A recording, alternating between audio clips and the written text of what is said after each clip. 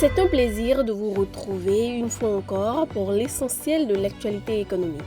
Amis internautes, bonjour.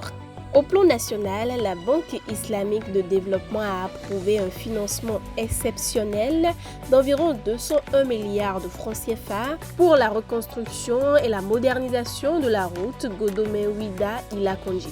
Il s'agit du plus important financement accordé lors de cette session, illustrant la confiance de l'institution dans la gouvernance béninoise. Long de 58 km, ce tronçon clé du corridor Abidjan-Lagos est cofinancé par la BAD, le FEM et l'UEMOA avec pour objectif d'améliorer la sécurité routière et l'intégration régionale.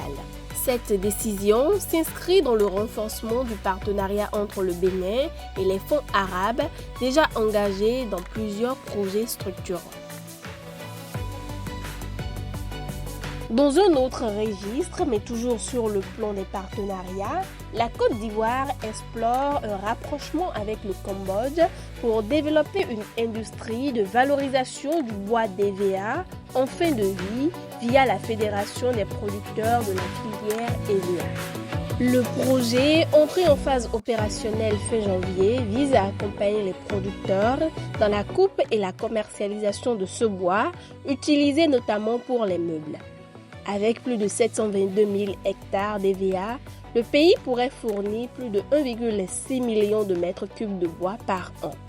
Cette initiative s'ajoute à d'autres débouchés industriels tout en renforçant une filière caoutchouc déjà stratégique pour l'économie ivoirienne. Plus au nord, les perspectives agricoles s'annoncent nettement favorables. Au Maroc, la production céréalière pour la campagne 2025-2026 est estimée à plus de 8 millions de tonnes selon le Haut Commissariat au Plan.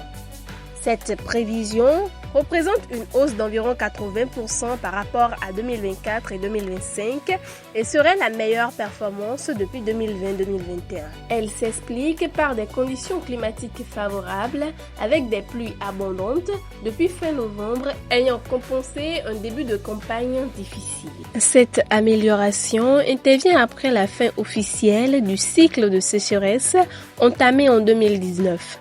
Une bonne récolte pourrait réduire la dépendance du pays aux importations de céréales, qui reste un poste majeur des dépenses alimentaires.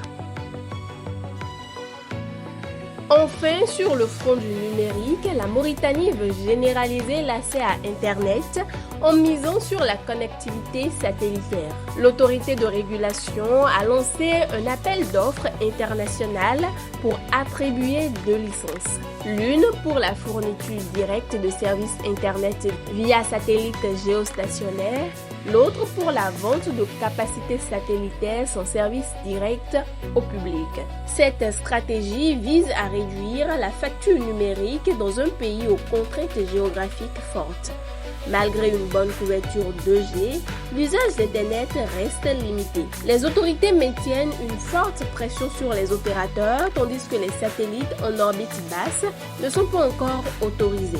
Merci pour votre attention et agréable suite de journée.